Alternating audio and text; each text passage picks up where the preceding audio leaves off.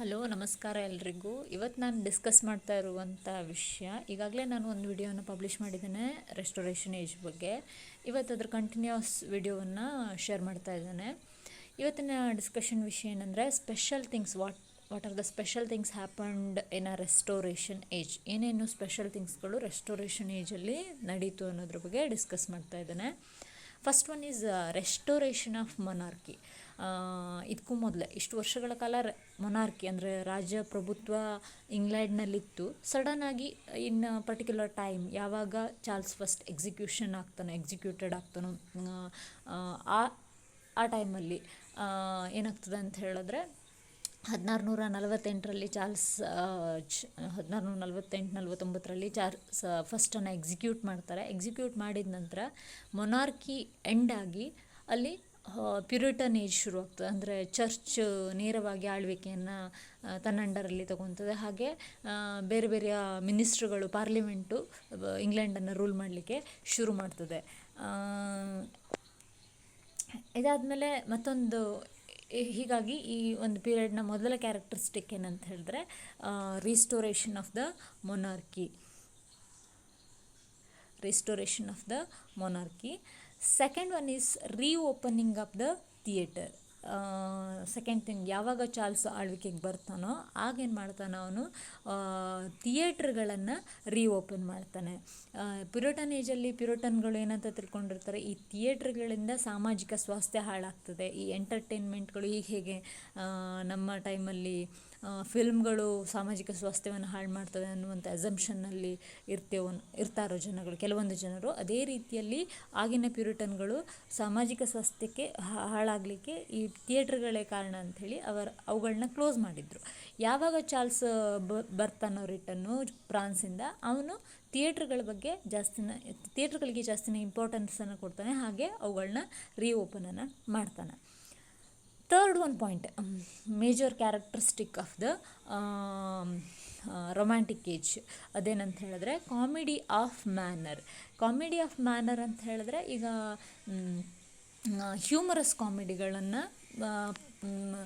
Perform ಮಾಡಲಿಕ್ಕೆ ಜನರು ಶುರು ಮಾಡ್ತಾರೆ. ಅಲ್ಲಿ ಹೆಚ್ಚಿನ ಇಂಪಾರ್ಟೆನ್ಸನ್ನು ಕೊಡ್ತಾರೆ. ಇಷ್ಟರೊಳಗಿಂದ ನೀವು ಡ್ರಾಮಾಗಳನ್ನ ನೋಡಿದರೆ ಫಿಲಾಸಫಿಕಲ್ ಡ್ರಾಮಾಗಳಿತ್ತು, ಮಿಸ್ಟೀರಿಯಸ್ ಡ್ರಾಮಾಗಳಿತ್ತು, ಅಥವಾ ಡೆವೋಷ್ನಲ್ ಆಗಿರುವಂಥದ್ದು ಡ್ರಾಮಾಗಳನ್ನ ನೋಡ್ತಿದ್ರಿ ನೀವು. For example, when you go back to the renaissance period, ಅದರಲ್ಲಿ ಕೆಲವೊಂದು ಡ್ರಾಮಾಗಳು ತುಂಬ ಸ್ಪಿರಿಚುವಲ್ ಡ್ರಾಮಾಸ್ಗಳಾಗಿದ್ದು, ಕಡೆಗೆ ಹ್ಯೂಮರಸ್ ಡ್ರಾಮಾಗಳು, ಟ್ರಾಜಿಡಿ ಡ್ರಾಮಾಗಳನ್ನ ನಾವು ಶೇಕ್ಸ್ಪಿಯರನ್ ಪೀರಿಯಡಲ್ಲಿ ನೋಡ್ತೇವೆ. ಆದರೆ ಇಲ್ಲಿ ಕಾಮಿಡಿ ಆಫ್ ಮ್ಯಾನರ್ಸ್ ಅಂತ ಹೇಳಿದ್ರೆ ಸೋಷಿಯಲ್ ಡ್ರಾಮಾಗಳು, ಸೋಷಿಯಲ್ ಇವೆಂಟ್ಸ್ಗಳನ್ನೇ ವಿಷಯ ವಸ್ತುವನ್ನಾಗಿಟ್ಕೊಂಡು ಡ್ರಾಮಾಗಳನ್ನ ಮಾಡಲಿಕ್ಕೆ ಶುರು ಮಾಡ್ತಾರೆ. ಅದೊಂದು ಹ್ಯೂಮರಸ್ ಆಗಿರ್ತದೆ. Indirectly they criticise the society, ಅಥವಾ ಅಲ್ಲಿರುವಂಥ ಇಲ್ಲೀಗಲ್ ರಿಲೇಷನ್ಶಿಪ್ ಆಗಿರ್ಬೋದು, ಅಥವಾ ಗಂಡ ಹೆಂಡತಿಗೆ ಮೋಸ ಮಾಡುವಂಥ, ಹೆಂಡತಿ ಗಂಡನಿಗೆ ಮೋಸ ಮಾಡುವುದು, ಇಲ್ಲೀಗಲ್ ರಿಲೇಷನ್ಶಿಪ್ ಅಪೇರ್, ಇವುಗಳನ್ನೇ ಮೇಜರ್ ಪಾಯಿಂಟ್ ಆಗಿಟ್ಕೊಂಡು ಡ್ರಾಮಾಗಳನ್ನ ಆಡಲಿಕ್ಕೆ ಶುರು ಮಾಡಿದರು. ಫೋರ್ತ್ ಮೇಜರ್ ಥಿಂಗ್ಸ್ ಇಲ್ಲಿ ಈ ಪೀರಿಯಡ್ ಅಂತ ಹೇಳಿದ್ರೆ, women started to perform in a theatre.